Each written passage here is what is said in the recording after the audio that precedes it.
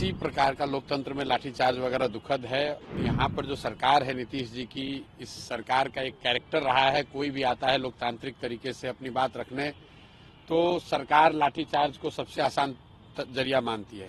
जो पूरा हल्ला हंगामा हुआ वो नॉर्मलाइजेशन को लेकर हुआ है और मुझे लगता है कि इसके लिए सरकार का दोष इतना ही है कि उन्होंने समय रहते लिखित में उसको क्लियर नहीं किया। सरकार की लापरवाही की वजह से ये सारी परेशानी हुई, क्योंकि सरकार को वो करना ही नहीं था। सरकार अभी क्लैरिफाई कर चुकी है कि हमें नॉर्मलाइज नहीं करना था। सरकार की जो कार्यशैली है, किसी बात को समय रहते क्लियर न करना, कोई आ गया डिमांड करने तो उस पर लाठीचार्ज करना या उससे बातचीत न करना, तो दुखद है, नहीं होना चाहिए। देखिए, पहले तो किसी प्रकार का लोकतंत्र में लाठीचार्ज वगैरह दुखद है, लेकिन यहाँ पर जो सरकार है नीतीश जी की, इस सरकार का एक कैरेक्टर रहा है, कोई भी आता है लोकतांत्रिक तरीके से अपनी बात रखने तो सरकार लाठीचार्ज को सबसे आसान जरिया मानती है। तो लाठीचार्ज की तो एकदम बिल्कुल निंदा करते हैं, नहीं होना चाहिए। और अगर किसी ने किया है, कोई अधिकारी दोषी है तो उस पर कार्रवाई होनी चाहिए। एक बच्चे को मुझे बताया गया है कि चोट लगी है, वो हॉस्पिटल में है। हम लोग अपनी ओर से कोशिश कर रहे हैं कि उनको जो वहाँ मदद हो सकती है, शायद उनका पैर टूट गया है।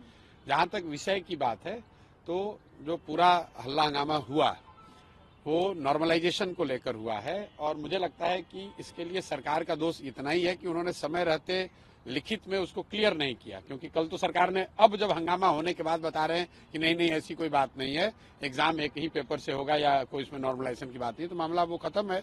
तो ये दिखाता है कि सरकार की लापरवाही की वजह से ये सारी परेशानी हुई, क्योंकि सरकार को वो करना ही नहीं था। सरकार अभी क्लैरिफाई कर चुकी है कि हमें नॉर्मलाइज नहीं करना था, नहीं करना है, एग्जाम एक ही शिफ्ट में होगा, एक ही क्वेश्चन पेपर होगा, तो ऐसा सच कोई मामला नहीं है। लेकिन कल जो बात हुई वो सरकार की जो कार्यशैली है, किसी बात को समय रहते क्लियर न करना, कोई आ गया डिमांड करने तो उस पर लाठीचार्ज करना या उससे बातचीत न करना, तो दुखद है, नहीं होना चाहिए। लेकिन दो मांगे हैं अभ्यर्थी की। एक मांग तो थी सर्वर को वापस से आप प्रयोग नहीं, देखिए वो सर्वर की मांग नहीं है, अभ्यर्थियों की, कुछ अभ्यर्थियों की शायद, जहाँ मुझे मेरी जो समझ बनी है कि वो ये चाहते हैं कि फॉर्म भरने के लिए डेट को और एक्सटेंड किया जाए। सरकार का ऐसा कहना है कि पहले ही एक बार डेट एक्सटेंड किया जा चुका है 20-22 दिनों के लिए। तो मुझे लग रहा है कि ज्यादातर लोगों को चूंकि एक बार अवसर दे दिया गया है तो फिर से अब उसका डेट एक्सटेंड करना नहीं करना वो सरकार का निर्णय है। सरकार करे तो कोई दिक्कत नहीं है, लेकिन अगर किसी वजह से सरकार नहीं करना चाह रही है, क्योंकि लॉजिस्टिकली कई चीजें चेंज करनी पड़ेंगी, तो वो कोई बहुत बड़ी बात नहीं है। विद्यार्थियों पर या समाज के किसी वर्ग के बात पर, प्रोटेस्ट पर, उनके लोकतांत्रिक अधिकार पर लाठीचार्ज कराना वो एक तरह से गलत है। और ये हुआ इसलिए कि सरकार ने समय रहते हुए अपनी स्थिति को उन्होंने क्लैरिफाई नहीं किया। अगर उन्होंने क्लैरिफाई कर दिया होता तो बच्चे यहाँ जमा नहीं होते, ये लाठीचार्ज जैसी कोई गलत काम हुआ नहीं होता। ममता बनर्जी ने कहा है कि अगर कांग्रेस नहीं लीड कर सकती है तो टीएमसी की जो लीडर है ममता बनर्जी, वो इंडिया ब्लॉक को लीड करेंगी। भाई, ममता जी सीनियर लीडर हैं, वो इंडिया कोalition वाले लीडर वाले जाने कि कौन लीड करेगा कौन नहीं करेगा, हम उस पर क्या टिप्पणी कर सकते हैं। कोई भी जो गठबंधन है, कोई गठबंधन या कोई कोalition है, ये उनका इंटरनल मामला है कि वो उसको कौन लीड करेगा। जहां तक हम लोग जानते हैं कि इंडिया अलायंस को कोई सच कोई एक व्यक्ति या दल तो कोई लीड कर नहीं रहा था। अभी जब पिछले 1.5-2 बरस से जब से इंडिया अलायंस बना है, उसमें कोई एक व्यक्ति को नियुक्त नहीं किया गया है कि कोई संयोजक के तौर पे। आप लोग तो देखा, नीतीश कुमार उस गठबंधन में थे, संयोजक बनने गए थे, लोगों ने इनको बनाया नहीं तो बेचारे रूठ के फिर वापस चले आए।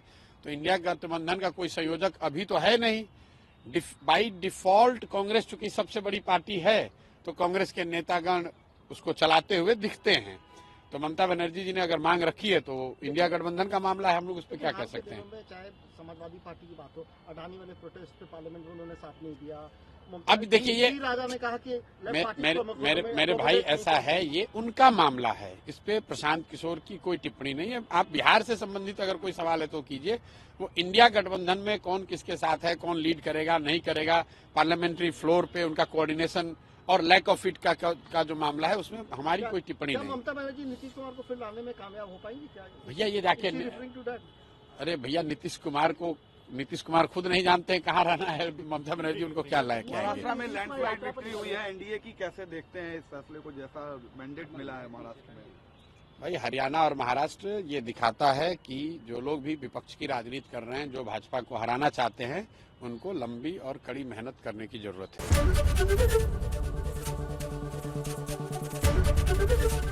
एबीपी गंगा, खबर आपकी, जुबान आपकी।